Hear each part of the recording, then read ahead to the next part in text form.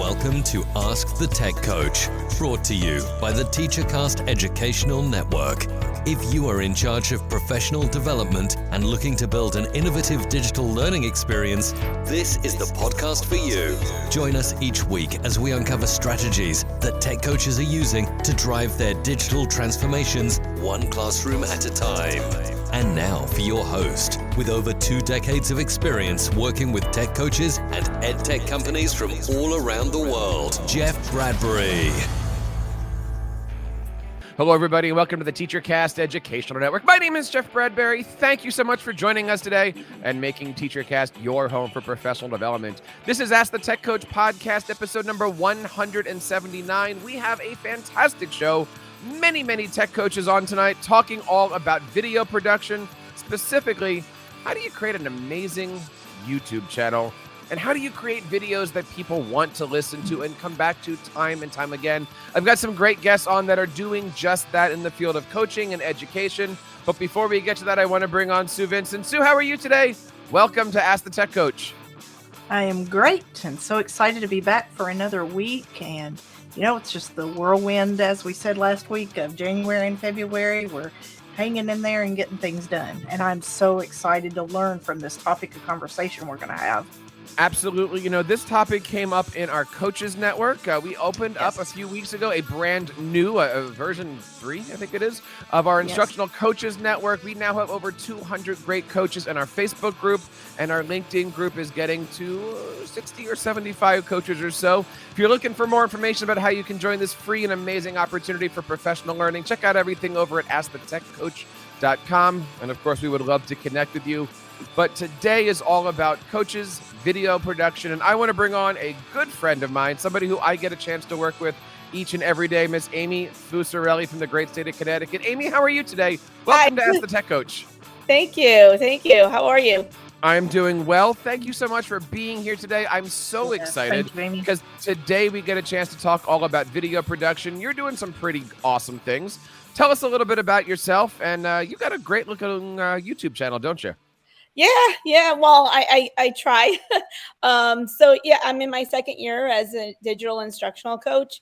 I have about 25 years of experience in math and science and engineering. So now in this new position, I get to help other teachers kind of navigate through the digital world, and creating a YouTube channel has been one of the tools that I've been using and having fun with making. So I'm actually excited to be here. So to learn some more about how to make my channel better. Your channel has been awesome. Not only have you been doing some great videos for school, you've also got a fantastic Facebook group that you created right when the pandemic started hitting. Talk to us a little bit about your Facebook group. Well, I started that. I know like a lot of teachers were starting to become anxious about going back to work right when we were going to hybrid learning. And I figured, you know what, this would be a good platform to try to get other teachers to share resources, offer advice, give some feedback.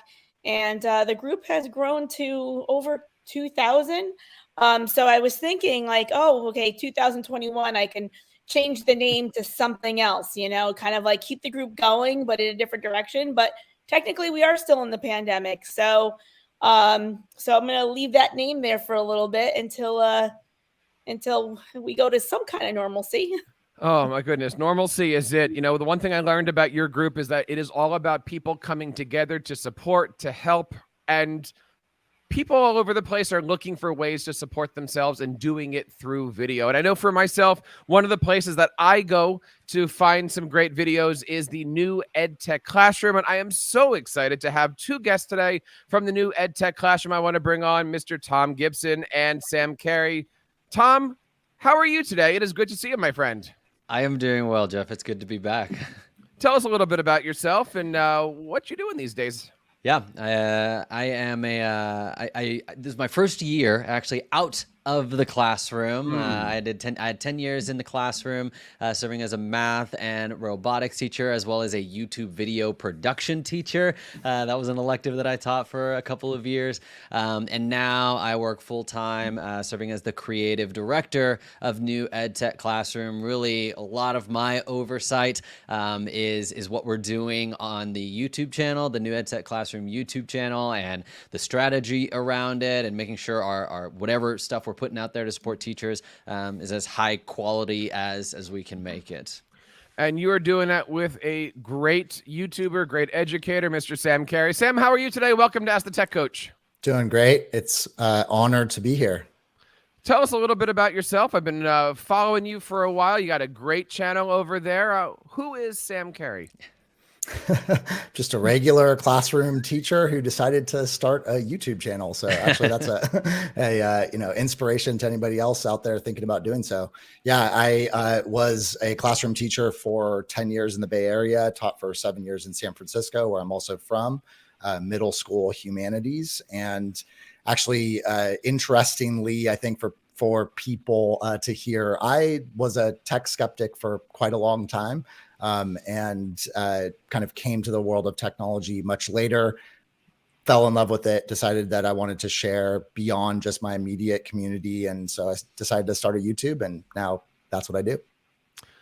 Sue, there's a lot of great conversations that I'm looking forward to having here today. I know your channel's been going well. Amy's channel's going well. New EdTech Classroom's going well. I got to ask you, this is the first question for everybody here, but why YouTube? I mean, there's so many great things that are out there, Instagram, Facebook, TikTok. Why focus on YouTube? What is it about YouTube videos that just keeps people coming back for more? I can start. Go for it. Sue. Oh, go for it, Sue. Jump in. Well, for me, and then I'm going to definitely throw it to Sam.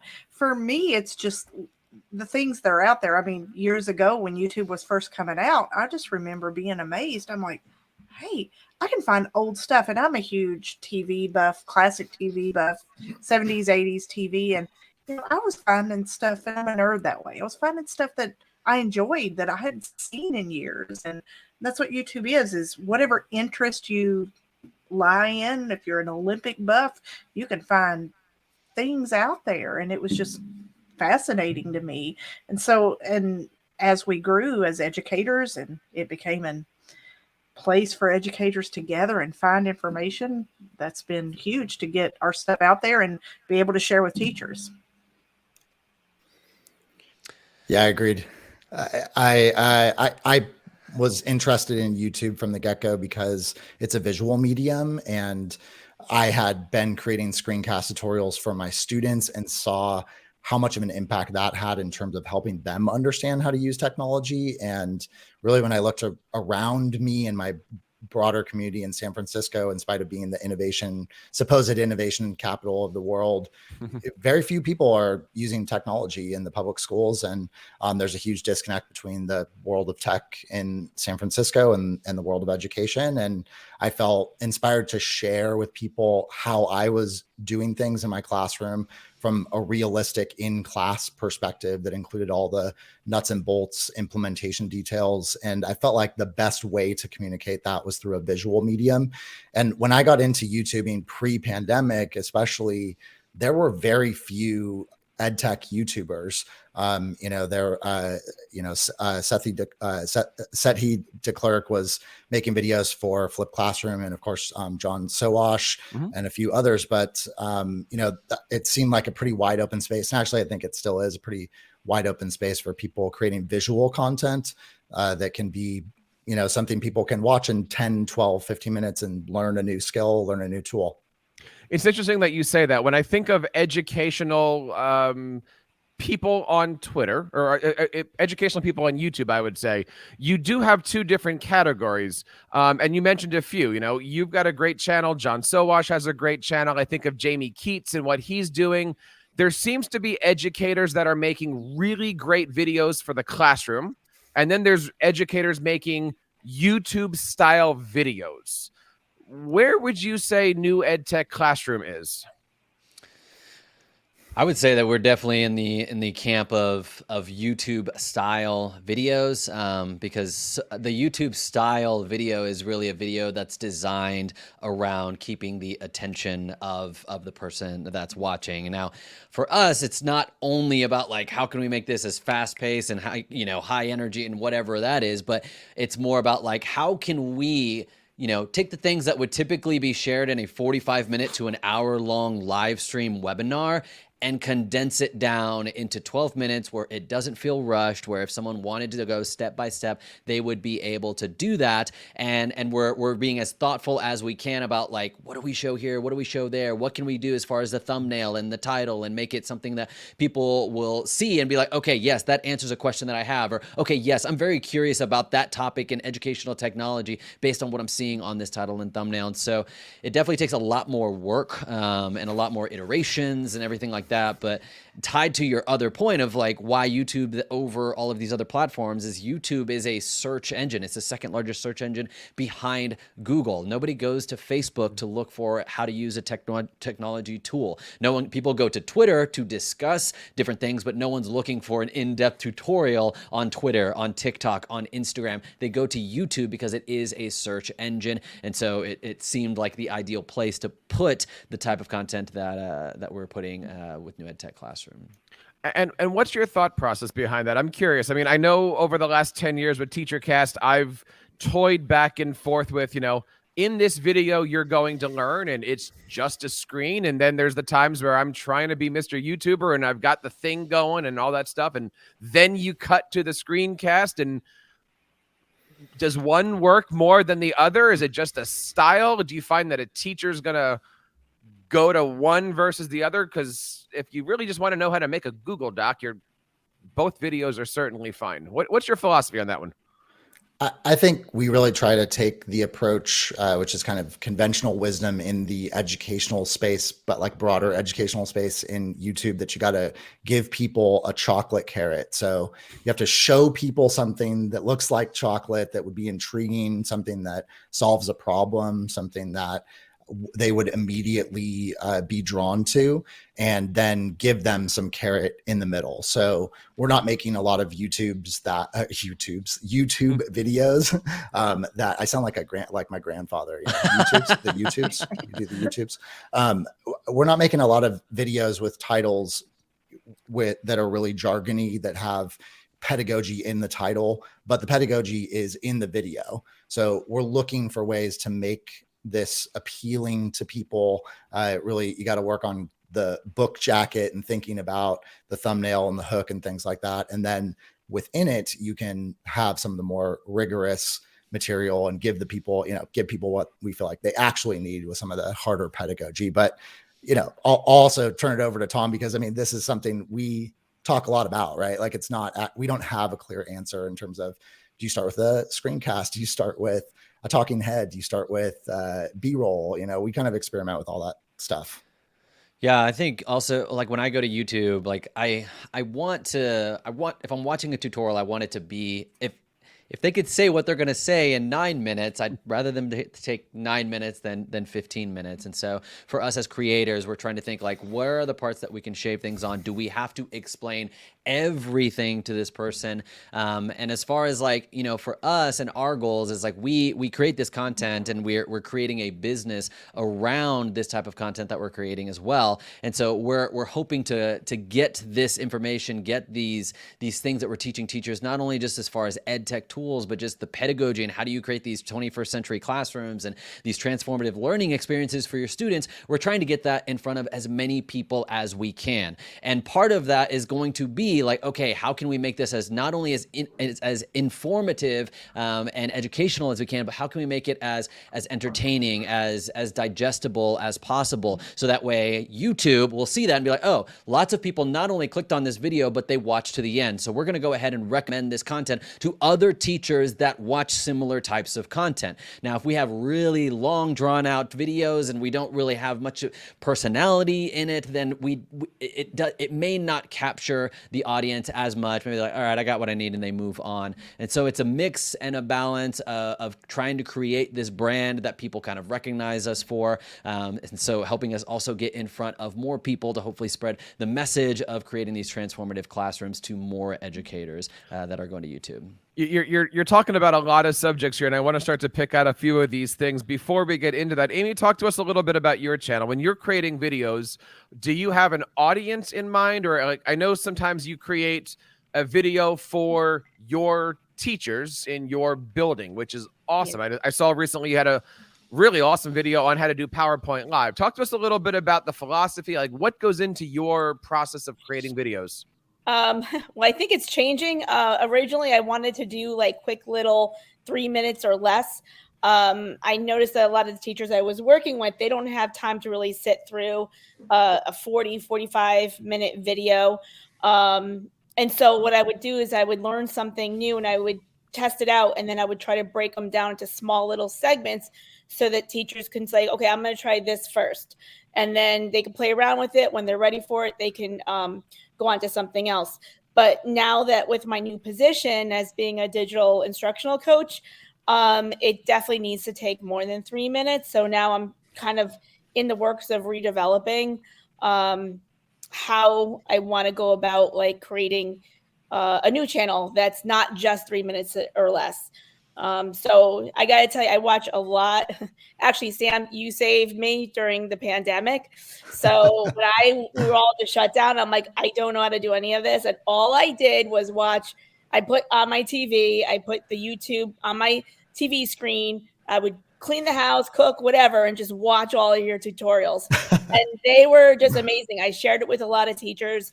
I actually shared one with my principal, and he's like, oh my gosh, this is perfect. Let's do a training on it. So needless to say, one thing leads to another. I took your courses, and now I'm in your new course. So I am learning so much, and I just really do think that's where I am today. And so it's because of everything I learned. So that's kind of where I want to go. My videos are not as professional looking as yours right now, but like that's the kind of direction I want to go. And I want to give nice little short, sweet hook kind of that just keeps teachers who are very new to technology to keep learning. You know, Amy basically said when she's looking at this, and I think about this too, and Sue and I talk about this all the time, like you have to know your audience.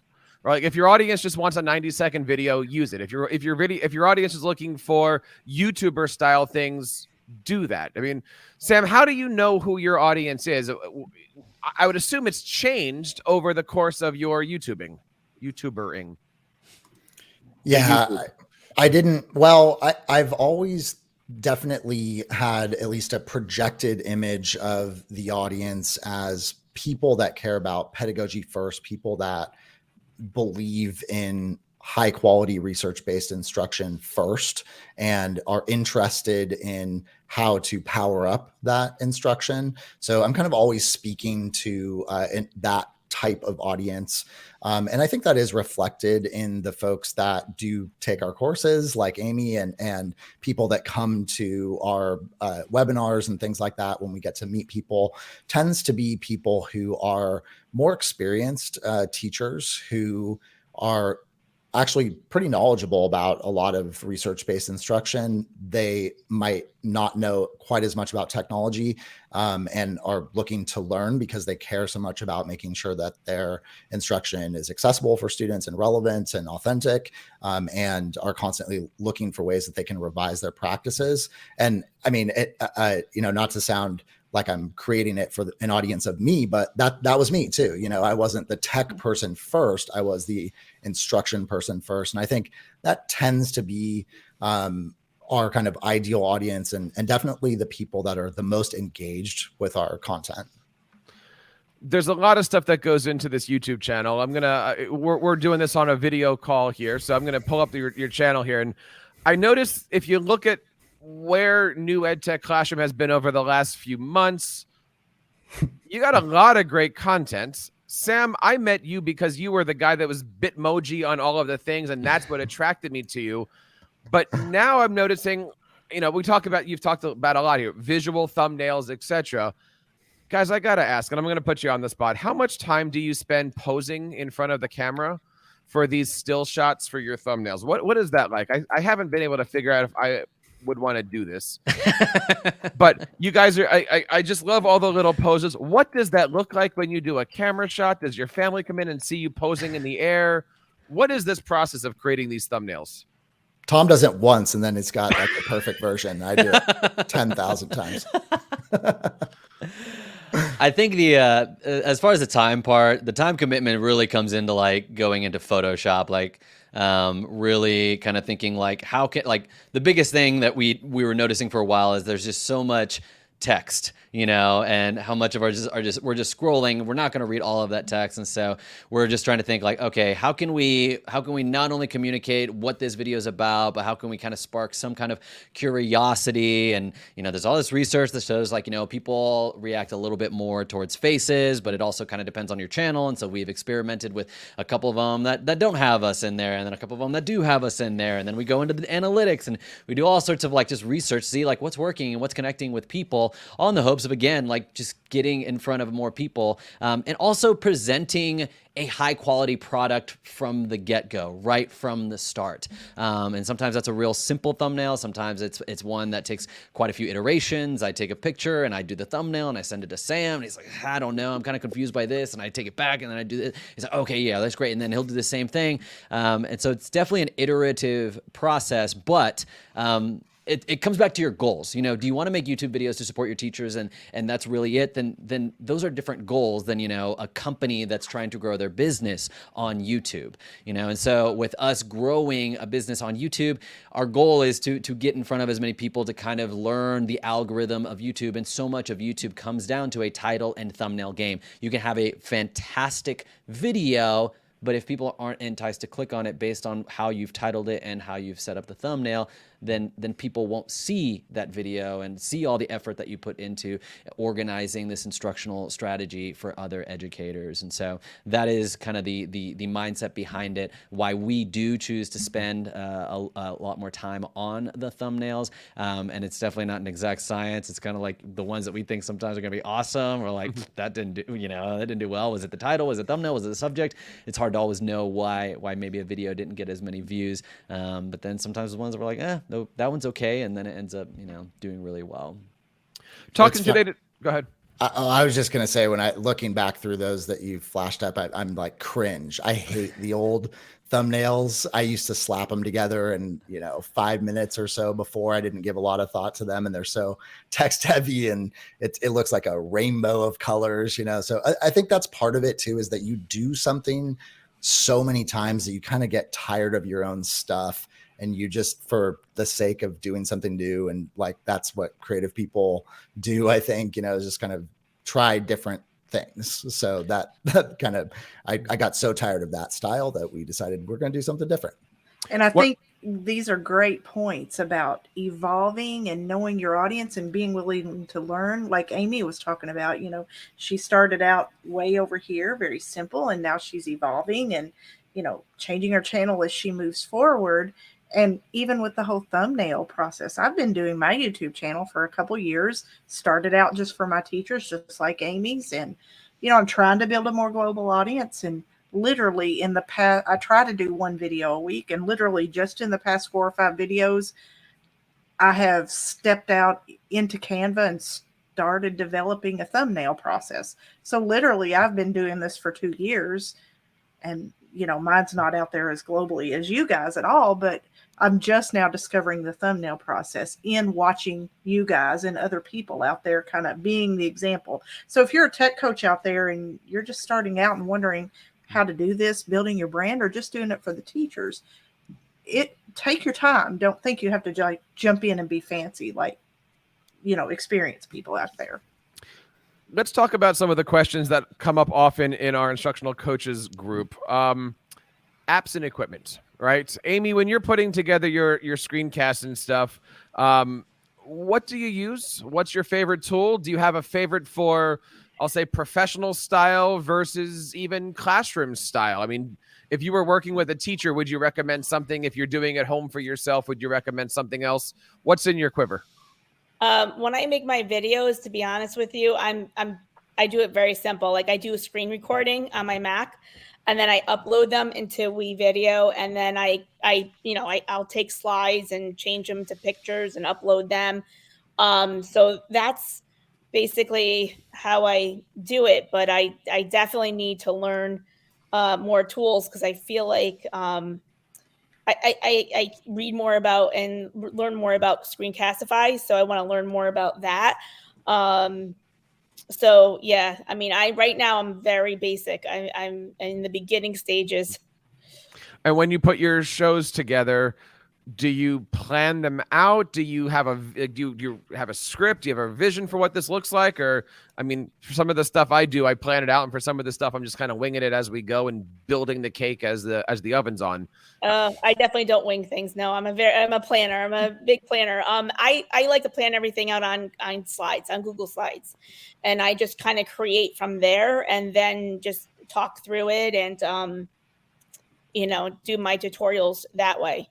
And then the end, you just kind of add. I like the background music because I feel like if there's background music, people are more apt to like pay attention to it and listen to it throughout the whole entire time.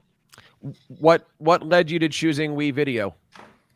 Well, I mean, that's one of the platforms that our district is using. And so as being an instructional coach, we have to kind of teach students and teachers to use what the district is giving us. And so I figured I would start making my tutorial videos using WeVideo. I mean, I've done iMovie before.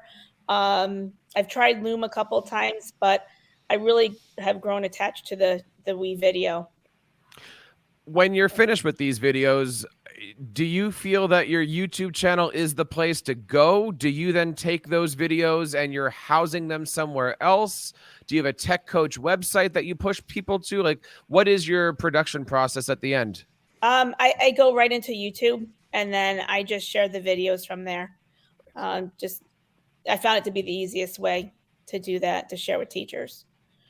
What and I'll kind of put you on the spot here, but I know you've been doing this for a while. I know you're looking ahead. Do you have video goals? Do you have YouTube goals? Are you making content just because you want people to enjoy? Like, where do you see your content evolving over the next, 6-8 months or so? I don't know. I mean, right now it's really just to help the teachers that has resources. But I do have to say, what Sam and Tom, what you guys have created, I mean, I just think that's the direction. If I was to end up on some kind of tutorial, just basically, I mean, for me, I find it to be very easy to follow. So I want to make sure that my content is very easy to follow for beginners. And I do like the flashy and the colors and that really like catches me too. So, so that's the kind of route I like to go in. Tom, how about yourself? I mean, you and I have talked about video content for a number of years now. If you were starting off a YouTube channel, I know like we're looking at each other, we've all got some really cool things in our studios, but if you're starting out, what do you need to create a decent video, a decent YouTube channel? And you can talk equipment, you can talk apps, wherever you want to take this. But if you're starting off, what do you suggest? I would say if you're just starting out and you don't have any equipment and you're doing any kind of just, talking to the camera stuff, your cell phone camera is going to be better than a lot of other even webcams. $100 webcams are not as good as what you're going to get from your phone. And there's even apps out there that you can use your phone as a webcam. Yeah. There's one called Camo, Camo. It's right there. It's like a little blue one. And you can use your phone, I believe, wirelessly. I just downloaded it wirelessly as a webcam, which is kind of cool. And Screencastify, I would say if you're doing any kind of screencasting tutorials and you just want something that's free and simple, or not, well, they've got a free plan, but you want something that's simple. I think they have the most. I haven't played with WeVideo, but I really like their editing software. Whenever I have a video, a screencast that I'm going to use, but I don't want to have to record it in a really fancy program and bring it into Premiere Pro and then re-export it out and stuff. But I would like some editing features. Then Screencastify will do that. And then if you have a really big monitor, you can actually. I think a lot of people don't know your screen size and your screen resolution is really what the limit of your own video resolution is if you're doing a screencast. And so if you have a really big monitor with really high resolution, record on there, because then your video can be really high resolution as opposed to recording maybe on a Chromebook or reporting on a 13-inch MacBook Air, unless it's maybe a newer one that still has a really high resolution. That can help you improve the quality, because sometimes you'll see a screencast and it's a little bit pixelated and stuff, but that's one thing that you can do. Just record on the biggest screen and highest resolution that you have available to you. So those would be what I would use to start out with. Whenever we do something more professional for our YouTube channel, we're using ScreenFlow, which is about $100, and it's definitely got a learning curve to it. But that's how you do the cool zoom ins on the screen. And you can kind of make stuff blurred out or background and arrows and stuff like that. It's very dynamic. It's like when you see a Google commercial when they're zooming in, it's real high resolution and they're real, so that's my inspiration of okay, how can I make our screencasts look like a Google commercial? That's my goal. I love that you just mentioned that. I've been a ScreenFlow user for 10 years. And I always find that I go back and forth. I record everything in ScreenFlow and then I pop over to Final Cut and then I drop it. I'm always in these different things. Yeah. Tom, how many different applications might one video go through if you're popping in and out of these different things? For the most part, everything happens in ScreenFlow and Premiere Pro. We edit the thumbnails in Photoshop. There's an app or website called thumbsup.tv, and what's really cool is you can actually take your thumbnail and then you can say what your title is going to be, and then it shows you all the different views of what that thumbnail is going to look like, depending on if they see it on their homepage, if they see it on suggested, because sometimes when it's real small and you're like, oh, the title gets cut off if they're seeing it on suggested on mobile. So there's lots of little websites and stuff like that we use for every video. But as far as the actual apps, the production apps, ScreenFlow for any screencasting stuff, and then Premiere Pro, typically if there's going to be any talking head involved with it as well, that to kind of finalize everything out. Sam, we've been talking about applications, equipment, and things like that. I think from anybody who wants to start off with YouTube, it's intimidating, right? To have all of these different things. I don't know how to do Photoshop. ScreenFlow's $100. Can you be successful on YouTube for free? For free? I mean, it depends on how you measure success, right? I mean, once you can create a video for free, you can also create a video that you just spent $20,000 purchasing equipment for, and it's going to probably get the same amount of views as the video that you just made for free when you start on YouTube. So I think it's far more important on YouTube in particular to just get started, just putting up content. You can do it, sure, for free. You could do it with, like Tom said, with your camera if you already have that, and make pretty high resolution video. You can use some of the free applications and do some screen recording. But the more you get into it and learn, the more you're likely to start spending money. But I would never recommend that somebody go out and drop a bunch of money on equipment to start. You're probably not going to know why you should buy that equipment if you don't know a lot about making videos. But I think more importantly, that also doing so kind of emphasizes the veneer of videos, and those types of channels they never end up being successful. I had relatively low quality equipment. I mean, if you go back and watch my early videos, they're pretty low quality overall. I knew nothing about creating videos. Literally the first time I ever sat down and shot a video of myself was the first video I ever created. That was the first time I ever edited a video in my life, the first video that I put up on the channel. So it's not the quality necessarily that resonated with people. It was, my personality and content. And so definitely prioritize that as opposed to spending money. After we have our videos, the question always becomes, how do you promote it? How do we get things out of here? Sue, you do a great job on Facebook. I see all your videos. You're putting out, your stuff every Tech Tip Tuesdays and things. Sue, what's your philosophy on promotions, and how do you get people to keep their eyes on your videos? Well, first I promote it out to my teachers, and I put them in our just school-wide Facebook group and kind of encourage them to watch them, because hopefully what I've covered that week is something that has arisen. But then I just get out there on Twitter and Facebook and LinkedIn and just talk about it. And of course, I have a scheduling app that I use for my social media applications called, I use Cold Schedule. There's other ones out there, Hootsuite, Missing Letter, what have you. There's various ones, and I schedule them to just pop up every so often. And, some of us might think, well, that's promoting yourself, but that's how we build our brand as an educator. And then others might say, but you're putting the same thing out there week after week. But use intervals as to when you have those posted, because different people, those algorithms and social media, different people are going to see that at different times. And, if you kind of let Facebook pick what time it's going to post, or Twitter to pick, like I love CoSchedule because you can just pick best time and it'll use the algorithm and try to post it at the best time where different people are going to see it and more people are going to see it. So I've just kind of learned those strategies after, again, watching these guys and some other of my favorites out there who are great YouTubers. And what's your philosophy on all that stuff? I've watched your channel grow. I've watched your channel move. I see you on all the different things. Where do you find the most traction? Yes. Oh, I'm sorry. Did you say Sam?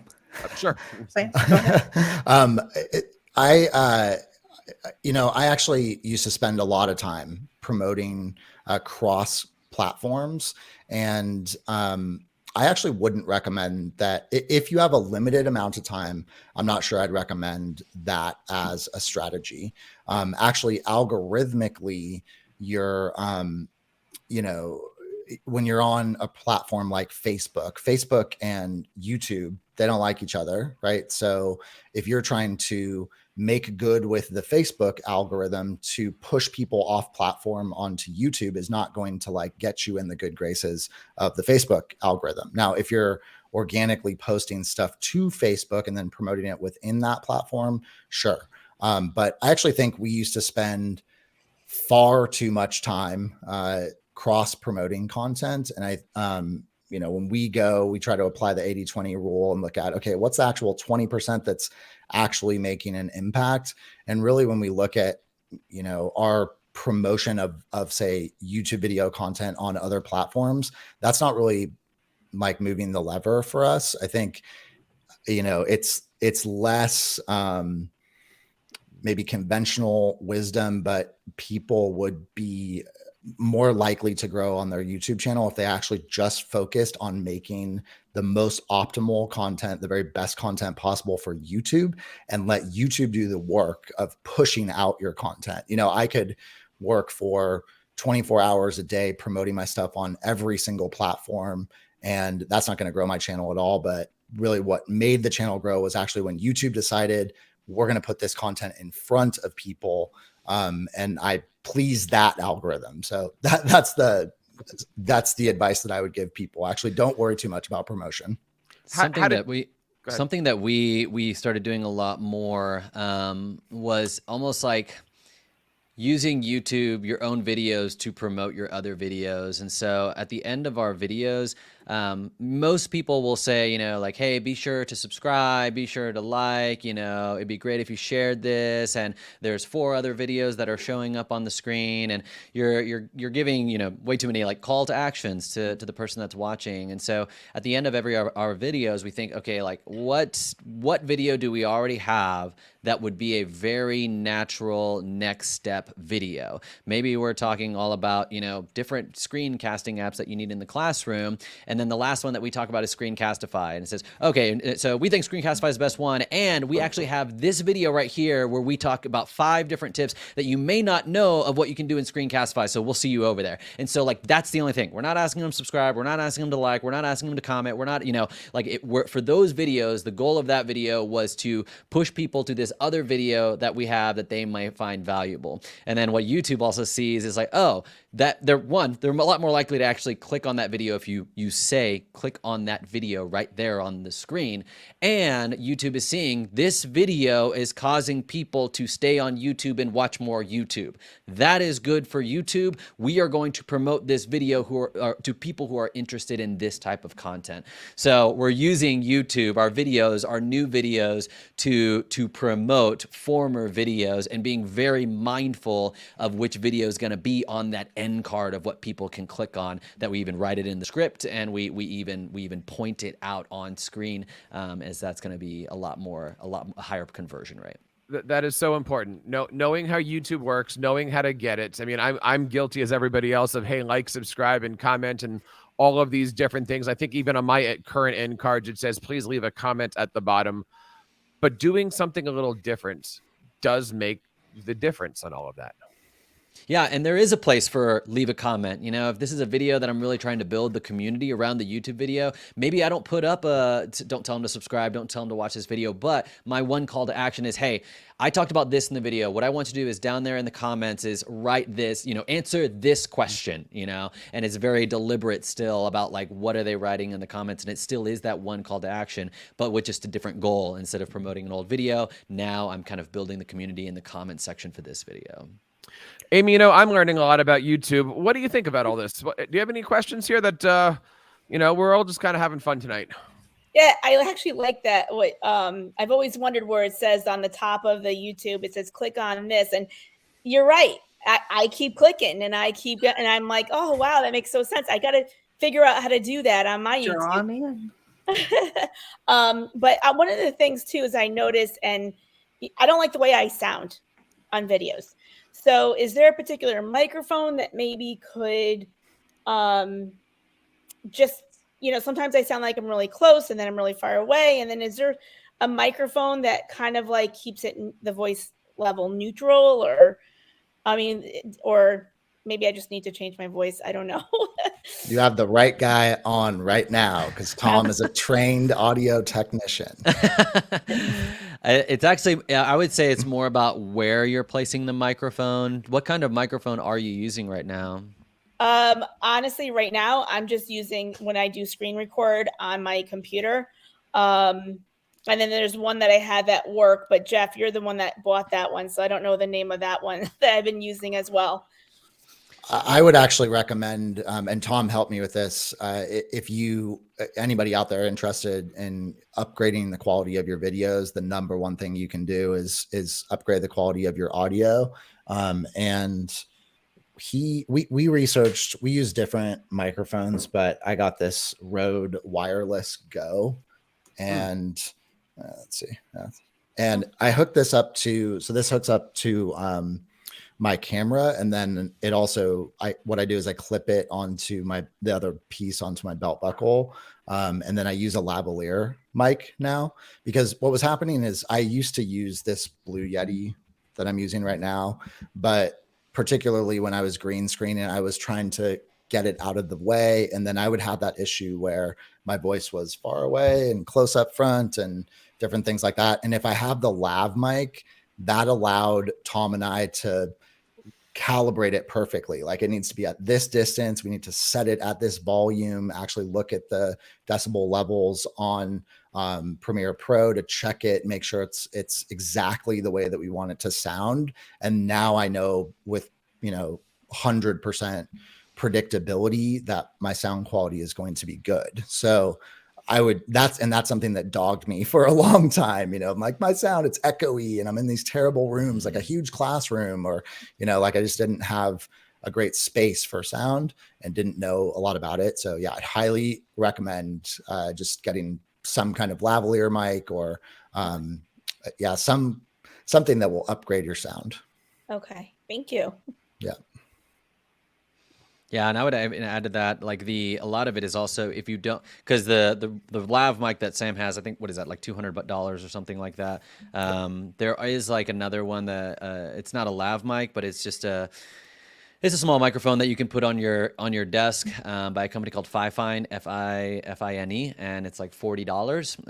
And that's actually what I used for a ton of my videos for whenever I made videos for my students when I made them at school. And so try to film your videos in a room that is carpeted if you can. Like in the room that I'm in right now, it's carpeted. I can draw the curtains because anything that's a flat surface, actually, that's where sound kind of gives that echoey, sound.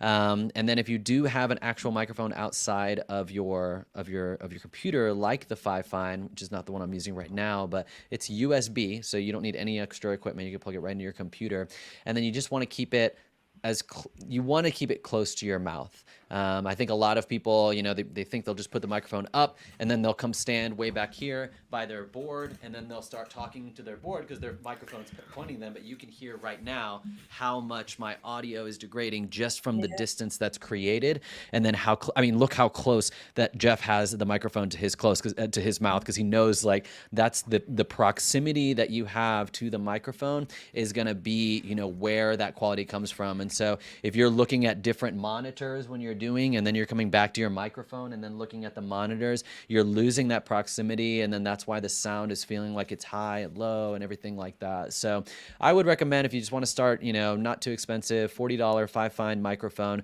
try to keep it. I don't like it in frame, and I know that's why Sam went with the lavalier. So I try to keep it somewhat out of frame, but I will sacrifice a little bit for better, having it in frame some for better audio if I can keep it, pretty close to my mouth. So that would be my two suggestions. In a room that doesn't have as many super flat surfaces, so curtains, carpets, whatever, if you can, and then keeping the microphone relatively close to your mouth.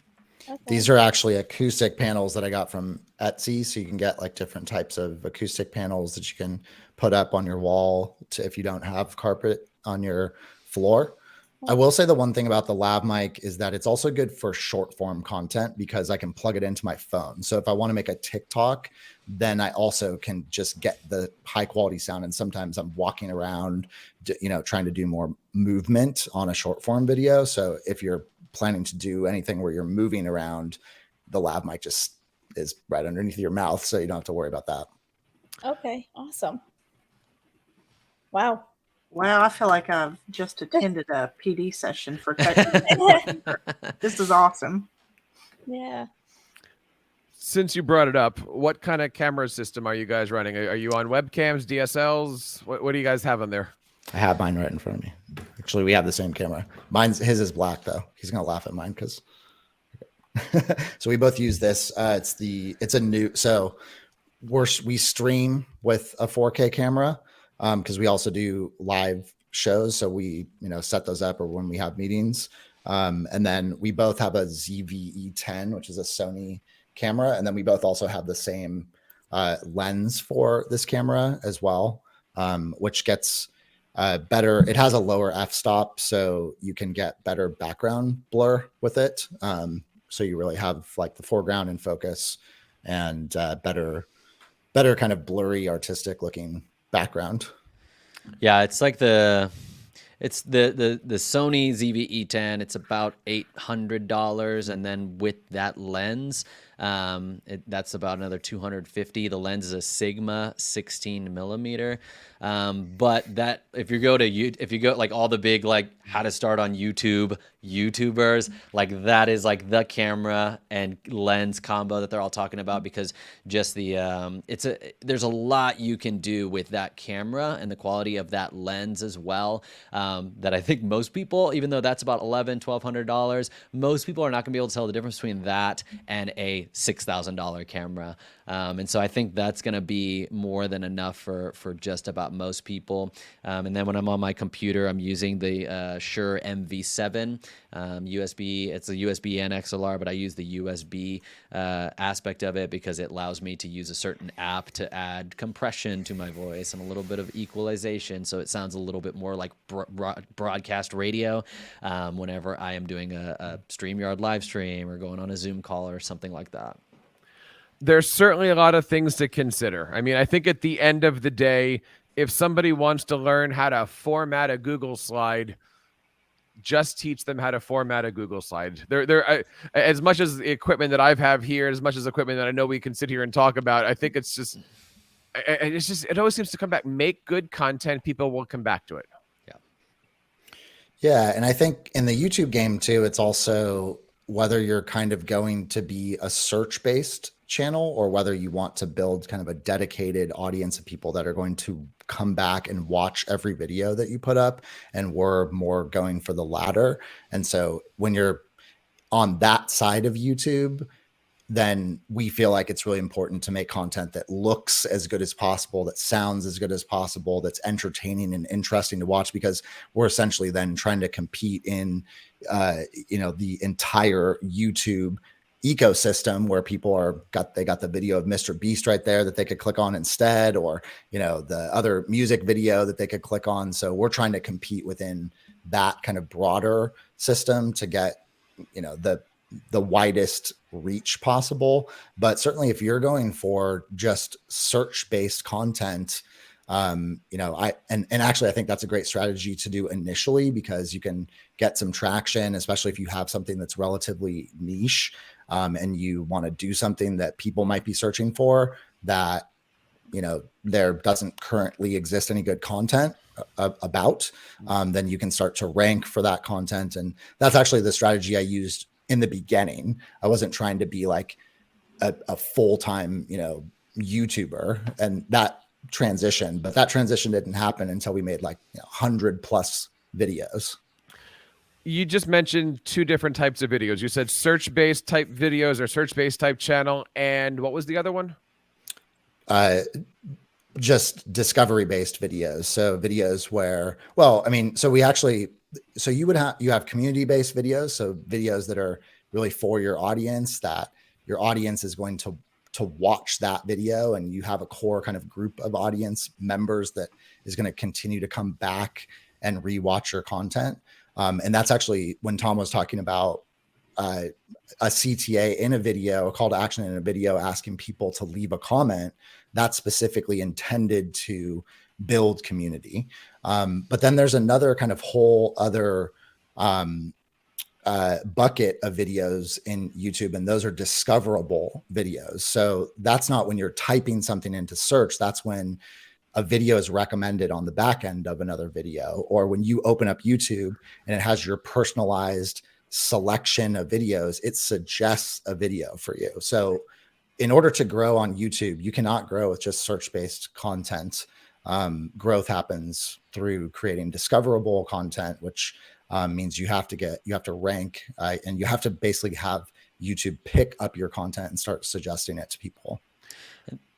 And there is some nuance to that too, though, because I think about, before I joined New Ed Tech Classroom, Sam was putting out videos, and, whenever I was looking for an ed tech tutorial and I searched an app, I had developed a connection with Sam before we had even met, and I'd seen several of his videos. And in my mind, okay, New Ed Classroom, that's that channel that has pretty to the point videos, or not these 30-minute videos with a 20-minute intro, and so he was developing that reputation. And whenever I would search for something and I saw there was a New Ed Tech Classroom video about it, that was the place that I was going, so you're still developing, this brand and this personality that people are connecting with, even if you are, creating videos that you're hoping people will search for, but as Sam said, also creating videos if there's a really popular video in the ed tech space, what's a video that I could also create, 5 new things that you didn't know about Google Classroom that maybe YouTube will recommend that video on the getting started with Google Classroom video that someone else is watching or something like that. Yeah. Let's So Sue, obviously this is going to be the first part of like a multi-part series. People, you guys can just come back on anytime. We can talk this stuff. But with those two different styles, and I'll leave this as our last topic for today. How would you name those videos different? Yeah, you said search-based and discovery-based. Like if the topic that we're creating is how do you format a Google slide, or how do you do something on a Google slide, right? How would you name that if you were looking to be search-based, and how would you name that if you were looking to be discoverable? Yeah, so this conversation actually comes up because we work with sponsors, when we talk about the types of videos that we can make for a sponsor, for example. So if you're looking for something that is going to be searchable, that people just want to find, it's pretty important that you have the name of the program somewhere, either on the thumbnail or in the title, so that it's very clear to people that, that I'm going to get information about how to use Google Classroom in this video. But there's another strategy, and this is something that we'll use more if we are doing videos about, say, a program maybe people don't know about or they're not looking for. So we're not going to put the name of the program in the title or the thumbnail if you don't care about that app because you never heard of it. So instead, we're going to pitch some key feature of it or what might appeal to people. So that kind of speaks to that strategy as well, where it's more about the pitch of the thumbnail and the title together as something that might be intriguing that you might want to click on.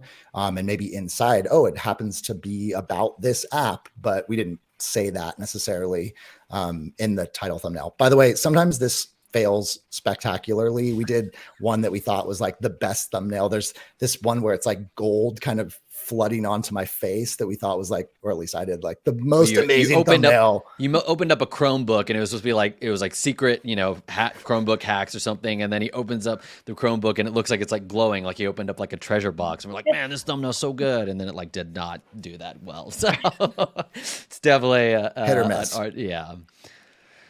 That is awesome. Yeah, to your question too, like the Google Slides thing, it's like, do you want to do a video that you say like, how to embed a YouTube video, how to embed YouTube videos in Google Slides, versus, 5 things you didn't know you could do in Google Slides, or 5 things you probably didn't know. And so one of them, maybe someone's not searching for 5. What are 5 things that I don't know about Google Slides, But maybe if they saw that was being recommended to them while they were watching another Google Slides video, they would maybe click on it in that regard. And it would be a little bit of a different style of video and different type of content. And we've done the same things like, 5 ed tech apps that you need to try or to mix things up in your classroom this year. Like people aren't searching for that necessarily, but we're hoping if we can create enough curiosity for our target audience, which is, folks that are looking at tech in the classroom and building these transformative classrooms, when they see that, it's like, I wonder what his list is. I wonder what's on there.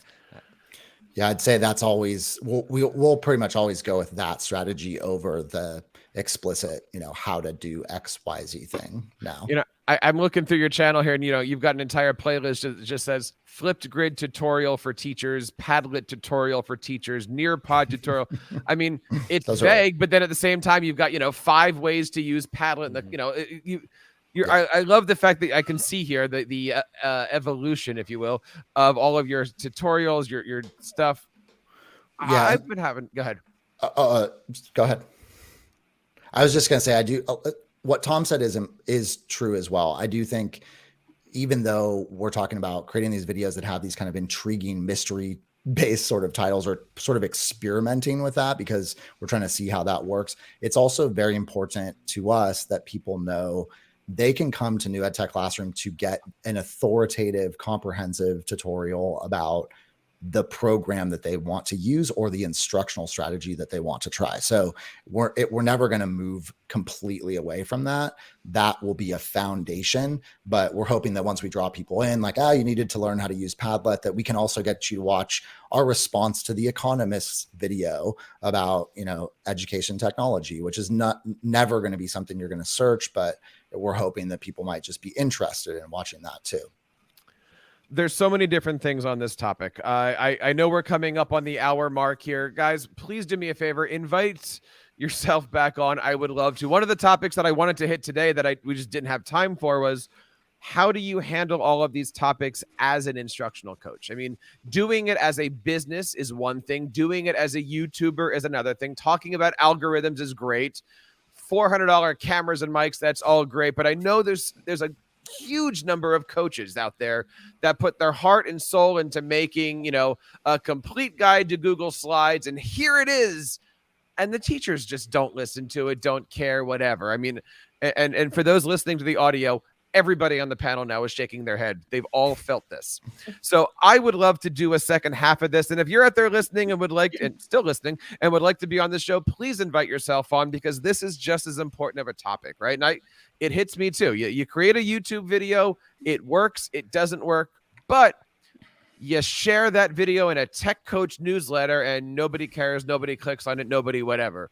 How do you do that? How do you succeed? Sue, we got to book this for some future episode of Ask the Tech Coach. Oh my goodness. Yes. We need part 2 soon. So look out for that, guys. I want to respect everybody's time who's also listening, and for everybody who's here, thank you so much for being on the show. Sam, I know we've said it a couple times here, but where can we find all the great stuff you're doing? Best place to go is straight to our website, newedtechclassroom.com, because that's the portal where you can access our main YouTube channel. We also blog occasionally about technology. We have free courses, paid courses. We have a brand new, fully interactive, personalized teacher training program we're building called 21st Century Teacher that's soon to launch. You can find out about that on our website. We also have a lesser well-known student tutorial channel that you can access through our website as well. So newedtechclassroom.com. You can find everything you need. Tom, same links, different links? Where do you want to? I would say the only difference is you can follow me personally on Twitter at GibsonEDU, and then Sam, I think, has got his own personal Twitter, and then we've got the company Twitter, and then we're like, what goes on which one? And so, Amy, thank you so much for coming on tonight. Where can we learn about all the great things that you're doing? Well, I do some, I post on Twitter. Right now I'm not as big on it, but it's at Amy Foose. And then, I need to go back more to my YouTube channel, but it's called Teacher Tips in 3 minutes or less. So hopefully you guys just inspired me to kick it back up and start going again. So I really appreciate this, and don't stop what you're doing, because people like me who's out there teaching teachers just about how to use digital tools and instruction. You guys are my textbook. So please don't go anywhere. Keep going. We will. Thank Sue, you. that's what makes this podcast special. That's what makes us makes us awesome. That's why we've been doing this for 10 years now, making sure that, it is a place for teachers to help other teachers. And this is a great example of all that stuff. And if you guys are out there listening, please share this episode with everybody else. I would tell you to like and subscribe, but I'm going to talk to you now about another podcast that we have. Is that the right way of doing it, Tom? Go for it. Yes. We did episode 1. No. Sue, where can we learn more about the great stuff you're doing? Well, look for me over on Twitter at SV314DWS, and over there at my YouTube channel, I'm at Susan Vincent's Tech Imaginations. And we will take this opportunity to say thank you guys so much for taking time out of your opportunities.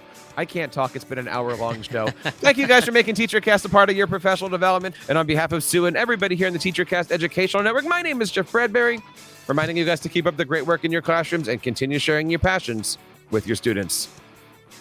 You've been listening to Ask the Tech Coach, hosted by Jeff Bradbury of the TeacherCast Educational Network. Please reach out to the show with all of your questions on Twitter at AskTheTechCoach or online at www.askthetechcoach.com. Be sure to subscribe to our podcast so you don't miss any future episodes. And please take a moment to write a review in the App Store.